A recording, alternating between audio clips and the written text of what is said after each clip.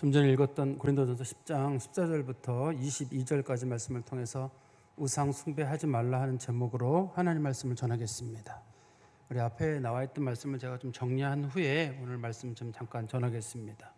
우리 그리스도인들이 하나님을 원망하거나 죄를 짓거나 불신하는 일이 많이 있는데, 그런 경우는 대부분 이제 여러 가지 어려움을 겪었을 때의 일입니다. 어려움을 겪다 보면 나도 모르게 하나님 원망하는 일이 있고 또 죄를 짓는 일이 있거든요. 성경에서는 극히 조심해라. 특히 이스라엘 백성들 한번 잘 보라는 거예요. 홍해를 건넜고 그 다음에 만나를 먹었고 그 사람들이 반석 위에 물을 먹었지만, 그렇게 많은 경험을 하고 은혜를 겪었지만 결국은 하나님 원망하던 사람들 가나안 땅에 못 들어가지 않았느냐. 그런 성도들도 이스라엘 백성들을 본받아서 절대 하나님 원망하지 말고 또 하나님 앞에 죄를 짓지 말라. 또 출애굽한 사람들 중에 죄를 지은 사람들은 가나안 땅에 못 들어갔는데 그들의 죄가 주로 네 가지 죄가 있었거든요. 하나는 우상 숭배 죄가 들어 있었고, 두 번째는 음행하는 죄가 들어 있었고, 그다음에 하나님을 시험한 죄, 하나님을 원망한 죄, 이렇게 네 가지 죄를 졌습니다. 근데 성경은 이렇게 사람들의 죄에 대해서 나열을 한 다음에 이런 죄는 사실 누구나 지을 수 있는 일이다. 신앙생활을 잘 사람들이 하지만 사람들이라는 건 언제든지 죄를 지을 수 있기 때문에 선줄로 생각하는 자는 넘어질까 절대 조심해라. 나는 절대 원망하지 않아, 나는 절대 그럴 리가 없어 생각하지 말고, 나도 원망할 수 있고 나도 실수할 수 있다는 사실을 기억하고, 선줄로 생각하는 자는 절대 넘어질 수 있다는 사실을 꼭 기억하고 절대 교만하지 말아라. 그리고 하나님께서는 피할 길을 다 주시니까 어떤 절망의 순간에 놓였다고 절대 낙심하지 말아라. 사람들이 하나님 원망하고 죄를 짓는 이유 중에 한 가지는 길이 막혔다고 생각하기 때거든요. 하나님께서는 감당할 시험밖에 우리에게 주신 일이 없다고 말씀하시면서 피할 길이 다 있다. 그러니까 절대 하나님 원망하지 말고 끝까지 하나님을 붙잡아라. 우리가 이제 지난번에 거기까지 이제 말씀을 살펴봤었거든요. 이제 오늘 요 말씀과 관련돼 가지고는 핵심적인 내용이 이제 우상 숭배하지 말라는 그 한 가지만 골라서 성경이 좀 설명하고 있는데요. 우리 앞부분에 보면 이제 그 고린도 교회 사람들이 습관적으로 우상 숭배하는 일이 있었어요. 습관적으로 우상 숭배한다는 거는 무슨 우상 숭배하는데 가서 무슨 뭐 절하고 뭐 그랬다는 게 아니라, 당시에는 이제 고린도라고 하는 지역 자체가 우상 숭배가 많은 지역이었거든요. 그러다 보니까 그리스도인들도 그 우상 숭배하는 곳에 가서 음식 먹을 일이 많이 있던 거예요. 우리도 그리스도인들 그럴 일 있잖아요. 이제 내가 기독교에 돌아왔지만 여전히 옛날 습관이 있는 사람들은 술 먹는데 그리스도인들이 거의 끌려 들어간다든지, 뭐 누가 제사 드리는데 잠깐 들어왔다 가라든지 이런 일이 있을 수 있잖아요. 그래서 당시에 고린도 교회 성도들도 신앙인으로 살아가고 있고 우상을 섬기는 건 아닌데 그런 일들이 많이 있어가지고 그걸 피하기가 어려운 거예요. 그 자리를요. 그 자리를 피하기가 어려워가지고 거기 들어가서 같이 있다가 음식도 먹게 되는 일이 있었거든요. 그래서 바울은 또 한 가지 그 교인들에게 얘기하기를, 그 교인들 중에 또 실수를 범하는 사람, 하나는 이렇게 좀 전에 말씀드린 대로 습관적으로 그런 데 참석했던 사람이 있고, 한 부류의 사람들은 나는 믿음이 좋기 때문에 우상 숭배는 아무것도 아니야 하고 우상 숭배하는데도 맘 놓고 가고 우상의 음식도 막 먹는 사람들이 있었어요. 우리 성경에 보면 많이 나오죠, 그런 내용들이. 믿음이 좋은 사람들에게는 우상은 아무것도 아니다. 오늘 본문에서도 그런 표현이 있는데요.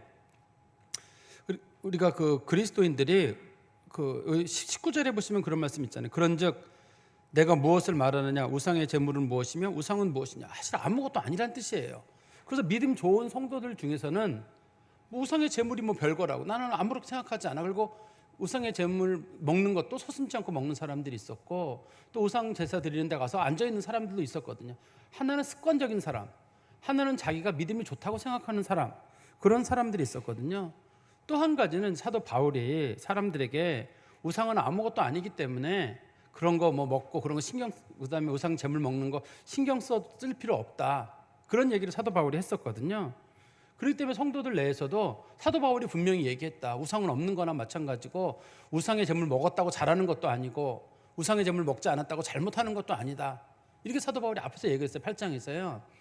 그러다 보니까 성도들 내에서 잘 생각해 보는 게, 우상의 그 제물을 먹거나 우상 제사에 참석할 수 있는 사람이 모든 사람들이 거기에 다 속할 수 있는 거예요.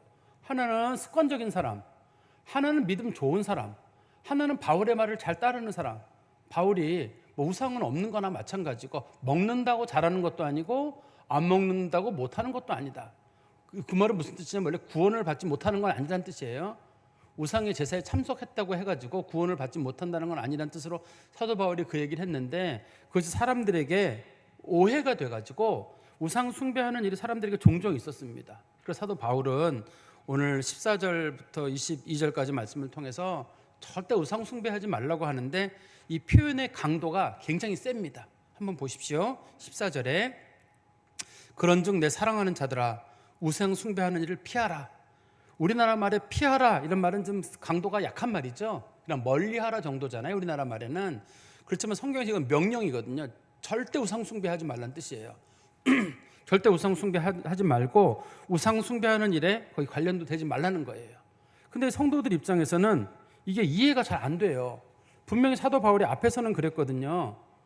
우상의 제물을, 믿음 좋은 사람들은 우상의 제물을 먹을 수도 있다. 그러나 단지 그 신앙생활 잘 못하는 사람들을 위해서 배려하는 차원에서 먹지는 마라. 나도 믿음 좋은 사람이지만 내 형제가 나 때문에 시험 드는 사람이 있다 그러면 나는 영원히 고기를 먹지 않겠다.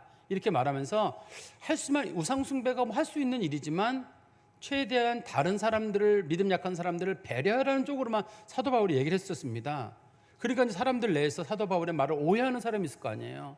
아니 앞부분에서는 믿음 좋은 사람이 먹어도 되는데 단지 다른 사람들의 신앙을 배려해서 먹지 않으면 좋다 이렇게 얘기하는 걸로 들렸는데, 사도 바울이 갑자기 아주 엄한 강도를 가지고 절대 하지 마라. 우상 숭배는 절대 하지 마라라고 얘기를 하는 거예요. 그리고 15절에 나는 지혜 있는 자들에게 말함과 같이 하노니 너희는 내가 이르는 말을 스스로 판단하라. 내가 너희들에게 지금 얘기를 하나 할 건데 이걸 잘 듣고 너희들이 우상 숭배하는 일이 옳은지 우상의 제물을 먹지 않는 일이 옳은지 잘 판단하라는 거예요. 이제 거기 보면 이제 세 가지 정도 얘기가 나오거든요.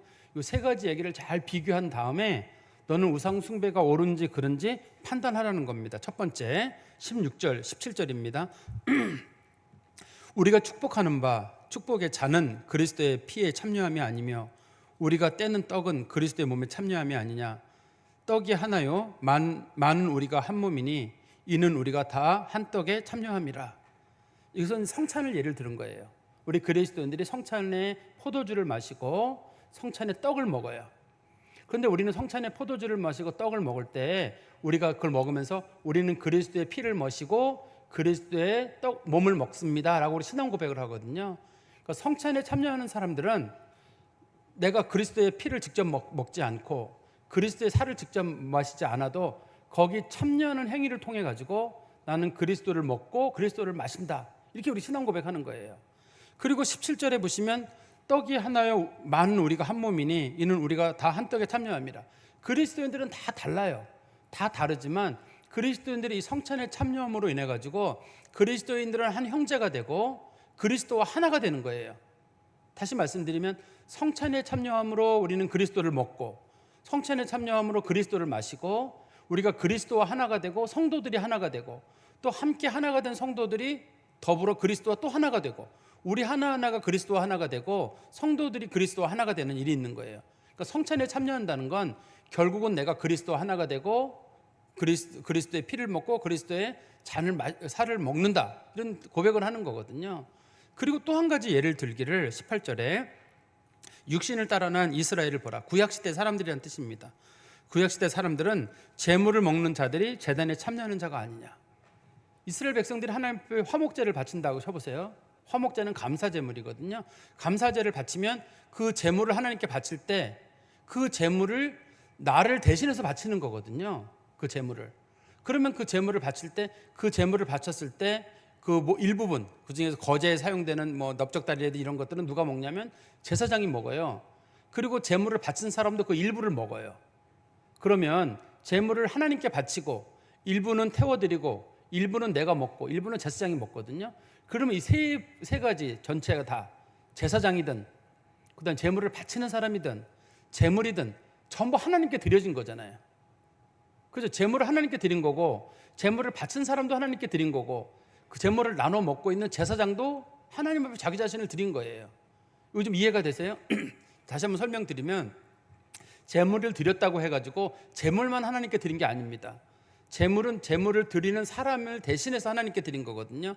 제물을 드렸다는 말은 그 제물을 드린 사람도 하나님께 함께 드렸다는 뜻이에요. 근데 제사장은 업무만 도와준 거잖아요. 그렇지만 제사장도 그 중에 일부를 나눠 먹거든요. 그러면 제사장도 그 제사 행위에 같이 참여한 거예요. 같이 참여한 겁니다. 그래서 제물이든 제사 행위를 주관했던 제사장이든 그거를 제물을 드리고 나서 그 제물을 나눠 먹은 사람이든 간에 이 모든 사람이 제사 행위에 참석했다는 겁니다. 이제 두 가지가 예를 들었죠. 다시 한번 말씀드리면, 첫 번째, 성찬에 참여하는 것은 내가 그리스도의 피를 먹고 그리스도의 살을 먹는 것과 같아. 내가 그리스도와 하나가 된다는 약속이에요. 또 내가 제물을 하나님께 바치는 건 구약 성경에서 그것도 제물을 바치는 것도 마찬가지로 나와 제물이 하나가 되어서 하나님께 바침이 된다는 그런 뜻입니다. 그러면 세 번째 예를 들기를 우리 19절 보십시오. 그런즉 내가 무엇을 말하느냐? 우상의 제물은 무엇이며 우상은 무엇이냐? 사실 그리스도인들에게 우상의 제물이나 우상은 아무것도 아니에요. 그리스도인들은 우상이 없다고 믿거든요. 만약에 불상이 있다. 불상의 형태는 있지만 우리는 석가모니가 있다고 믿지 않아요. 한때는 살았다 죽은 사람이지만 지금도 석가모니가 살아서 역사한다. 우리는 그렇게 믿지 않아요. 그냥 이거는 인간이 만들어낸 형상에 불과하다고 생각하거든요. 그래서 우리 그리스도인들에게는 우상이든 우상의 제물이 사실 아무것도 아닙니다. 그렇지만 우리 성경 말씀 보세요. 20절에 무릇 이방인이 제사하는 것은 귀신에게 하는 것이요 하나님께 제사하는 것이 아니니 나는 너희가 귀신과 교제하는 자가 되기를 원하지 아니하노라. 그러나 나는 그게 아무것도 아니라고 생각하지만 그 제사를 드리는 사람들은 조상이 와서 먹는다고 생각해요. 한번 여러분 제사 드릴 때 생각해 보세요. 그리스도인들이 간혹 제사에 참여하는 일이 있는데, 가족 제사에 참여하는 일이 있는데 그리스도인들은 그냥 가서 분위기상 앉아 있는 경우가 있어요. 가정의 평화를 위해서라든지 그냥 음식만 차린다라든지 그런 식으로 앉아 있는 그리스도인들이 많거든요. 그렇지만 그 제사에 참여하고 있는 사람들은 조상이 와서 먹는다라든지 귀신이 와서 먹는다고 생각을 한단 말이에요. 그래서 거기 앉아 있는 거거든요. 근데 결과적으로 내가 그 제사에 참여하는 얘기는 귀신과 하나가 되겠다는 약속이고 귀신과 교제하겠다는 약속이라는 거예요. 성경에서는. 그러니까 성경은 말하기를 한편으로는 성찬을 먹으면서 나는 그리스도와 한 몸이고 난 그리스도의 피를 먹는다고 고백을 하고, 또 그 사람이 또 저기 제사 드리는 데 가가지고는 나는 또 이번에 우리 조상들과 하나가 됐다 그러고 나는 무슨 신하고 하나가 됐다 그러고 이런 식으로 말하는 게 되냐는 거예요. 이거는 결과적으로 하나님의 진노를 일으키는 게 아니냐. 21절에 보십시오. 너희가 주의 잔과 귀신의 잔을 겸하여 마시지 못하고 주의 식탁과 귀신의 식탁에 겸하여 참여하지 못하리라. 즉 성찬을 마시는 사람이 어떻게 우상 숭배하는 데 가가지고 사람들이 따라주는 그 술을 마실 수가 있으며, 어떻게 하나님 그리스도 떡을 먹는 사람이 제사상에 차려놓은 그 음식을 같이 나눠 먹을 수 있냐는 거예요. 그러면서 22절에 말하기를 그러면 우리가 주를 노여워하시게 하겠느냐. 이 말은 너 그런 행동을 하는 건 결국 하나님의 진노를 유발하는 거 아니냐는 거예요.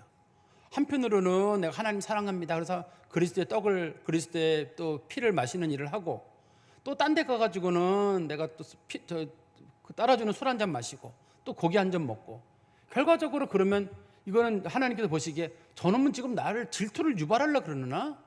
나를 약 올리려고 그러나? 아니 분명히 여기 와가지고는 나는 그리스도의 피를 마시고 그리스도의 살을 먹었습니다. 그러면서 포도주를 마시고 떡을 먹어놓고 또 제사상에 가가지고는 저는 그냥 여기 참석만 한 것뿐이지만 사실은요 그냥 참석한 것뿐이지만 하면서 막걸리 한 잔 마시고 또 떡 한 점 쥐어 먹고 난 아무것도 아니라는 식으로 얘기하면 거기 참여한 사람들을 볼 때는 저 사람이 거기 참여한 거로 볼 거거든요. 같이 참여한 거로. 그러면 하나님께서 보시기에 이거는 하나님의 진노를 일으키는 사건이에요. 다시 한번 보십시오. 22절에 그러면 우리가 주를 노여워하시게 하겠느냐. 이 말은 너의 그런 행동은 하나님의 질투를 유발하게 하는 일이고 하나님이 화나게 만드는 일이다. 그리고 우리가 주보다 강한 자냐. 이 말은 너 그거 먹고 하나님의 심판을 받을 준비가 됐느냐. 그거 먹고도 하나님이 심판 내리실 때 너 견딜 수 있느냐. 하나님이 분명히 화내실 건데 너 그거 견딜 만한 자신이 있으면 먹어라. 그러나 하나님의 심판이 두려우면 먹지 말라는 거예요. 이 말의 뜻이요. 하나님께서 분명히 하나님 믿는 사람이 우상의 제물을 제사에 참여하거나 하는 행동이나 그런 거 먹는 것 자체에서 하나님께서는 분명히 화를 내시는데, 그 먹는 거에 보다 하나님 분명히 화를 내시는데 너 그거 감당할 수 있냐는 겁니다. 근데 제가 목회자로서 한 가지 고민이 있어요. 우리 성도들 중에도 보면 가정의 평화를 위해서라든지 이런 이유로 좀 제사에 참여하시는 분들이 많이 계세요.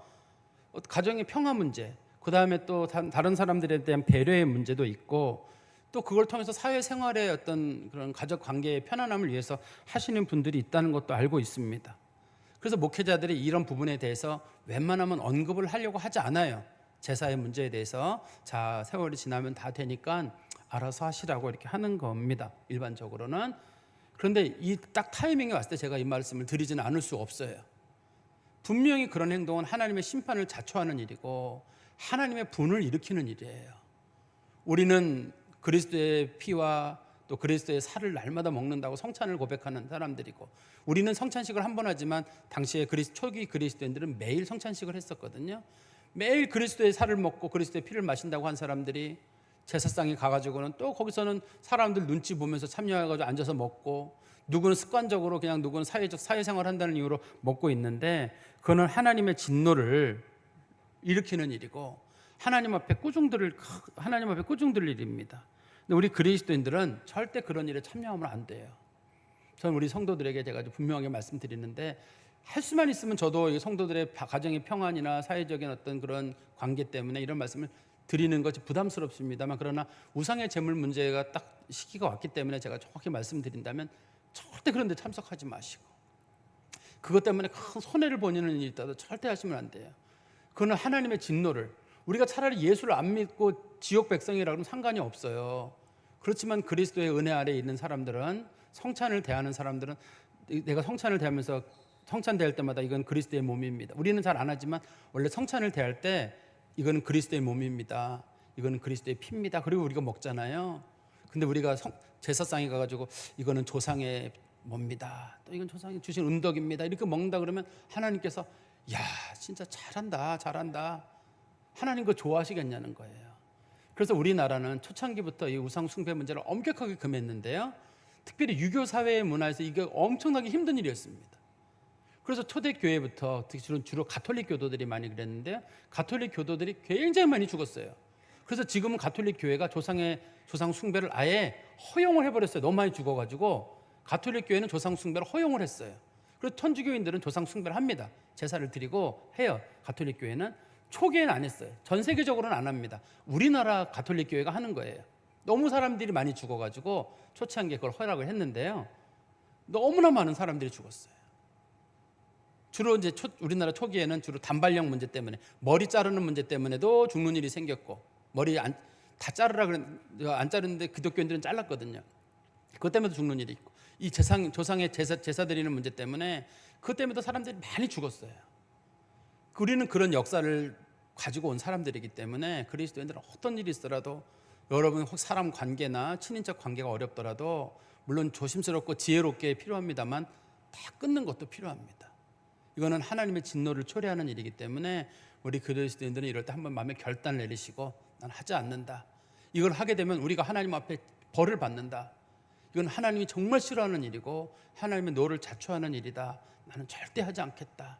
그런 마음의 결단이 있기를 간절히 소망합니다. 기도하겠습니다. 하나님 아버지, 주님께 감사합니다. 오늘 주께서 바울을 통해서 주신 말씀, 강한 명령으로 우상 숭배를 피하라 라고 주님 말씀하셨습니다. 그것은 몸된 그리스도를 대하는 자들이 해서는 안 될 일이고, 그리스도의 성찬을 대하는 자들이 해서는 안 될 일이라고 주님께서 분명히 말씀하셨습니다. 우리는 그리스도와 하나가 되었고, 그리스도가 내 안에, 내가 그리스도 안에 거하는 자들이며, 그리스도의 피를 마시고 그리스도의 살을 먹는 저희들이 다른 우상의 제사에 참여하여 우상이 나누는 술을 먹고 또 떡을 먹고 마시는 일이 하나님 보시기에는 가증한 일이라고 주님 말씀하십니다. 하나님 아버지, 주의 말씀을 가슴속 깊이 두게 하시고, 우리가 다른 부분에 좀 부족한 면이 있지만 하나님께서 싫어하시는 일, 때로는 순리를 거스르는 것보다도 하나님 더 싫어하시는 이 우상 숭배를 우리 성도들이 꼭 피하도록 지혜도 주시고 결단의 마음도 허락하여 주시옵소서. 예수 그리스도의 이름으로 기도하옵나이다. 아멘.